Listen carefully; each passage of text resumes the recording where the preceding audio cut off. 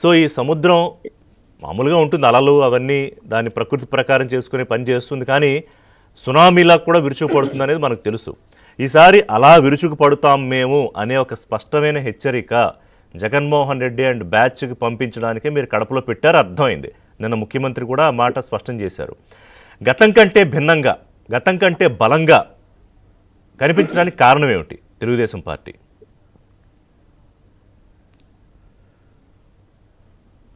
Sir, Mahanadu మా party కొత్త ఏం కాదు. మహానాడు దాదాపు ప్రతి ఇయర్ మేము జరుపుకునేదే. కానీ ఈసారి ఏంటంటే రాయలసీమలో ఎప్పుడు చాలా చోట్ల పెట్టాం, కానీ కడపలో పెట్టండి వాస్తవమే. సో ఈసారి కడపలోనే ఎందుకు పెట్టాల్సి వచ్చింది అంటే, మా బాలకృష్ణ గారి సినిమా ఒకటి ఉంది, మీ ప్రాంతానికి వచ్చాను, మీ ఇంటికి వచ్చాను, మీ నట్టింటికి వచ్చాను.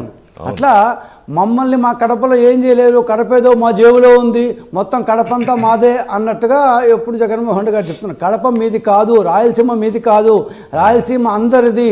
ఆ ప్రాంతంలో మాకు ఈసారి 10 సీట్లు 7 సీట్లు వచ్చాయి. కొద్దిగా నిజంగా కొద్ది కష్టపడి ఉంటే 2 సీట్లు ఈజీగా దొక్కుంది. చాలా తక్కువ మెజార్టీతో పోయింది. అంటే ఒకటి ఉంది, ఆ గోషి కూడా పీకని ఎక్కువ కాలం పట్టదు. సో ఆయనకి కరెక్ట్గా మీ స్థానం ఏంటి, అసలు ప్రజల్లో మీకున్న ఏమంటారు విలువ ఏంటి, మీ యొక్క పరిస్థితులు ఏంటి. మీరు నిన్న మీటింగ్ గురించే చెప్పారు. మొదటి 2 రోజుల పాటు దాదాపు 35,000 మంది ప్రతినిధులు, అంటే మామూలుగా వచ్చేవాళ్ళు కాకుండా దాదాపు 1,00,000 అయ్యారు.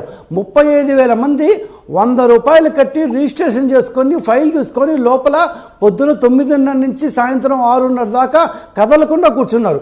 లంచ్ అయిపోయి మేము స్టేజ్ మీదకి వచ్చేప్పటికి వాళ్ళు మాకంటే ముందు స్టేజ్ మీద ఉన్నారు. ఇన్ఫ్యాక్ట్ 2వ రోజు మార్నింగ్ చంద్రబాబు నాయుడు మమ్మల్ని కూడా స్టేజ్ మీద తిట్టాడు, ఇంకా మా నాయకులు రాలేదు, మీరు మాత్రం 9గా వచ్చి కూర్చున్నారు, చూడండి కార్యకర్తలు ఎంత బాగున్నారు అని. అట్లా ఈసారి కార్యకర్తల్లో ఆ కసి, మేమంటే ఏంటో చూపించాలి.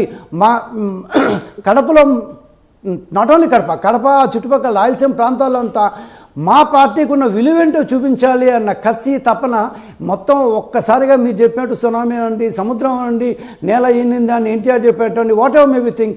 నిన్న రాత్రి అయితే ట్రాఫిక్ జామ్ అంటారు, కడప నుంచి అసలు బద్వేల్ దాకా మొత్తం ఆ ఫారెస్ట్ ఏరియా మొత్తం ట్రాఫిక్ జామ్ అయిపోయింది.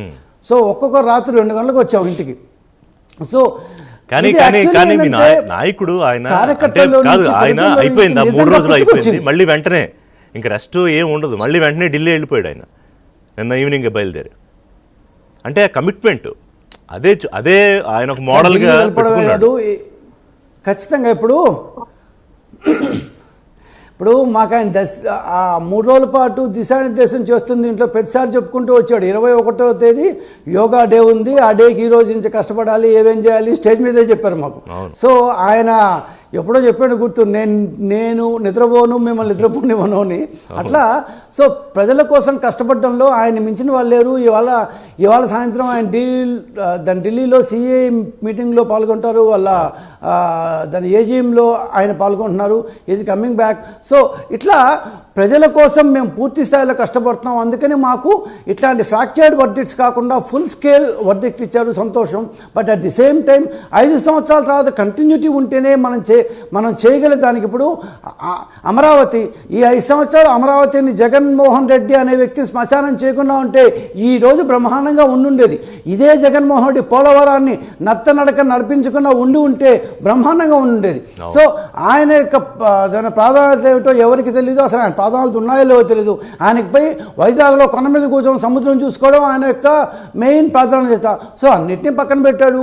ఆయన డబ్బులు సంపాదించుకోవాలనుకున్నాడు. దాన్ని ఏమంటారు, మందులో కనీసం 35,000 మంది ప్రాణాలు కోల్పోయేలా చేశాడు. 1,000 మంది జబ్బుల మీద పడ్డారు. దాంట్లో 1,000 సంపాదించుకున్నారు. 99,000 కోట్ల రూపాయలు ఎంత సంపాదించాడు. సో ఈ టైప్లో ఆయన ప్రాధాన్యత ఎంతసేపటికి ఆయన డబ్బులు సంపాదించుకోవడం అయిపోయింది. ఉన్నాడా ఇంతవరకు బయట రాలేదు ఆయన. అభివృద్ధి అయితే సరే, ఆయన ప్రాధాన్యతలు ఆయనకు ఉన్నాయి, ఎవరి ఎజెండాలు వాళ్ళకు ఉంటాయి కదా రాజకీయాల్లో. ఆయన ఎజెండా ప్రజలకు అర్థమైంది. మాట్లాడదాం విజయ్ గారు. భానుగారు, వైకుంఠపాళిలాగా చెయ్యొద్దు రాష్ట్రాన్ని, కూటమికి